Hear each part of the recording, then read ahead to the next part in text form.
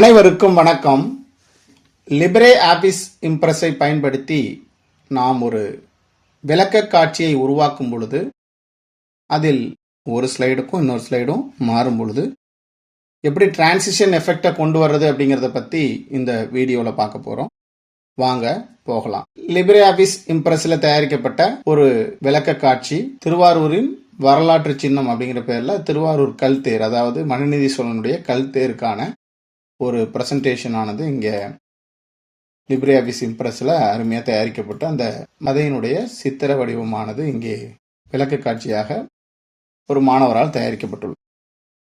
இந்த விளக்க காட்சியை ஒரு ஸ்லைட்லேருந்து இன்னொரு ஸ்லைடு இப்படி மாறும் பொழுது, இப்போ நான் இந்த ஸ்லைட் ஷோங்கிறத ஆன் பண்ணி காட்டுறேன். பார்த்தீங்க அப்படின்னா இந்த ஸ்லைடு வந்து இப்படி left to right Nagar.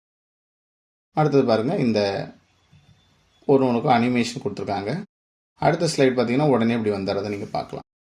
So இப்படி வர்றதுனால என்ன ஆகுது, ஒரு ஸ்லைடுக்கு இன்னொரு ஸ்லைடுக்கு இடையில் ஒரு கண்டினியூஷன் இல்லாமல் இருக்கும்.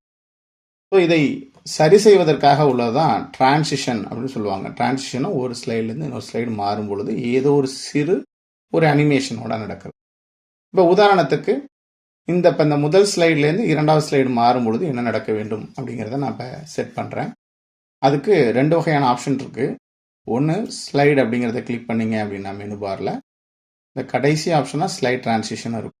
அதை கிளிக் பண்ணால் இங்கே ஒரு டயலாக் பாக்ஸ் ஸ்லைட் டிரான்சிஷன் அப்படின்னு ஓப்பன் ஆகிறத நீங்கள் பார்க்கலாம். இப்போ நான் இதை க்ளோஸ் பண்ணிக்கிறேன். இன்னொரு வழி என்னென்னா, இந்த ரைட் சைடில் இருக்கக்கூடிய பார் செட்டிங்ஸ் அப்படிங்கிறத கிளிக் பண்ணுறோம். இங்கேயும் பார்த்தீங்கன்னாக்கா நமக்கு நிறைய ஆப்ஷன்ஸ் இருக்கும். அதில் ஸ்லைட் டிரான்சிஷன் ஒன்று இருக்கிறது நீங்கள் பார்க்கலாம். அதை கிளிக் பண்ணால் இதே சேம் டயலாக் பாக்ஸ் ஓப்பன் ஆகிருக்கிறது நீங்கள் பார்க்கலாம். சரி, இப்போ இந்த ஸ்லைட்லேருந்து இன்னொரு ஸ்லைடு மாறுவதற்கான இந்த ஸ்லைட் டிரான்சிஷன் என்னென்ன கொடுக்கலாம் அப்படின்னு பார்த்தா, நான் உதாரணத்துக்கு இந்த வெட்ஜ் அப்படிங்கிறத கொடுத்தோன்னே அதோட ப்ரிவியூவை நீங்கள் பார்க்கலாம். ரைட், அடுத்தது ஷேப் அப்படின்னு கொடுத்தா இப்படி வர்றது நீங்கள் பார்க்கலாம். இப்போ இதுக்கு அடுத்த ஸ்லைடு, இந்த ஸ்லைடு முடிஞ்சு இதுக்கு அடுத்த ஸ்லைடு எப்படி வரணும் அப்படின்னா, நான் இப்போ அன்கவர் அப்படின்னு ரைட். இப்போ இந்த இடத்துல நீங்கள் நிறைய ஆப்ஷன்ஸ் இருக்கிறத பார்க்கலாம் வேரியண்ட்டில். இப்போ ரைட் டாப் டு பாட்டம்ங்கிறது இப்போ இங்கே மேலேருந்து கீழே வந்தது, அதை right to left, left to right, பாட்டம்லேருந்து top, top right to bottom left, நிறைய ஆப்ஷன்ஸ் இருக்கும். நம்ம தேவைக்கு ஏற்ப பயன்படுத்தி. அடுத்து டியூரேஷன், இந்த ஒரு ஸ்லைடுலேருந்து இன்னொரு ஸ்லைடுக்கு மாறும் பொழுது இந்த டிரான்சிஷனுக்கான டைமிங் எவ்வளோ நம்ம கொடுக்குறோம் அப்படின்னு பார்த்தா இது 1.25 செகண்ட்ஸில். இதை நம்ம என்ன பண்ணலாம், அப் ஆரோ பயன்படுத்தி அதிகமாக்கலாம், இல்லை டவுன் ஆரோ பயன்படுத்தி வேகமாகவும் செயல்பட வைக்கலாம். நான் இப்போ 2 செகண்ட் கொடுத்துட்டேன்.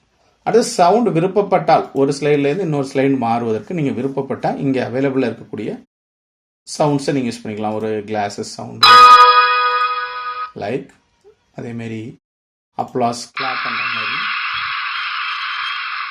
அதுமாதிரி லேசர் லைட் சவுண்டு, இதுமாரி நீங்கள் விருப்பப்பட்டால் அந்த சவுண்ட்ஸை நீங்கள் கொடுத்துக்கலாம்.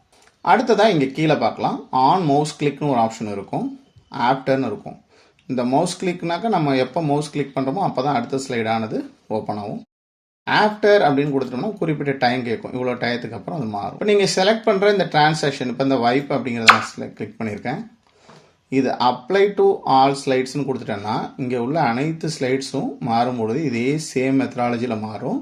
சேம் சவுண்டு, நம்ம விருப்பப்பட்ட சவுண்ட் கொடுத்துக்கலாம் அப்படின்னு நம்ம சொன்னோம் இல்லைங்களா, அந்த சவுண்டு. நான் அதில் ஒரு சாஃப்ட் சவுண்ட் கொடுத்துக்கிறேன்.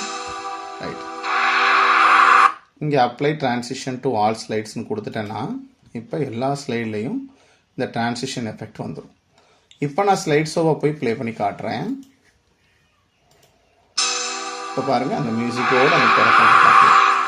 ரைட், இதுக்கப்புறம் நம்ம மவுஸ் கிளிக் பண்ண அதில் கொடுத்துருக்கக்கூடிய அந்த அனிமேஷன் ஒர்க் ஆகும்.